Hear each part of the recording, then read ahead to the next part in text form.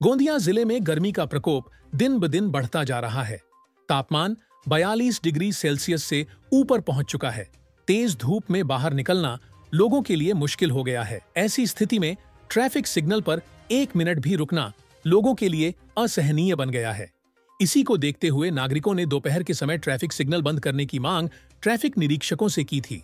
अब ट्रैफिक विभाग ने इस मांग को स्वीकार करते हुए दोपहर के समय तेज धूप में सिग्नल बंद रखने का निर्णय लिया है।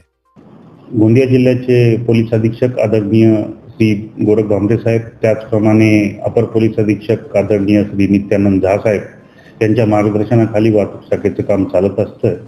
सध्या गोंदिया जिल्ह्यामध्ये तापमान हे खूपच वाढत असल्याने दुपारच्या वेळेस ज्यावेळेस तापमान वाढतं त्यावेळेस वाहतूक तुरळक होते। त्यावेळेस वाहतूक पोलिसांना सिग्नल बंद करून वाहतूक नियमन करण्याबाबतचे निर्देश देण्यात आले आहेत। त्याचप्रमाणे दुपारनंतर तापमानाचा पारा कमी झाल्यावर वाहतुकीच्या प्रमाणात वाढ होते, त्यावेळेस देखील वाहतूक पोलिसांना सिग्नल चालू करून वाहतूक नियमन करण्याबाबतचे निर्देश देण्यात आले आहेत, जेणेकरून नागरिकांना उन्हाचा जास्त प्रभाव जाणवणार नाही। सिग्नल बंद करायची जी परिस्थिती आहे ती उन्हाचा पारा किती वाढलाय आणि वाहतूक तुरळक केव्हा होईल ते ठरवून वाहतूक पोलिसांनी सिग्नल बंद करून नियमन करण्याबाबत त्यांना निर्देश देण्यात आले आहेत। ठराविक असं स्पेसिफिक टाइम बाउंडिंग ठेवलेलं नाहीये।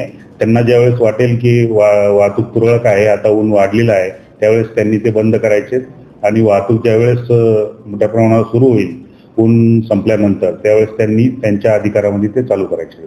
कुछ दिन पहले गोंदिया शहर की सामाजिक संस्थाओं ने भी यह मांग रखी थी कि दोपहर के समय सिग्नल बंद कर नागरिकों को राहत दी जाए। बढ़ते तापमान को देखते हुए ट्रैफिक विभाग ने यह निर्णय लेकर नागरिकों को बड़ी राहत दी है।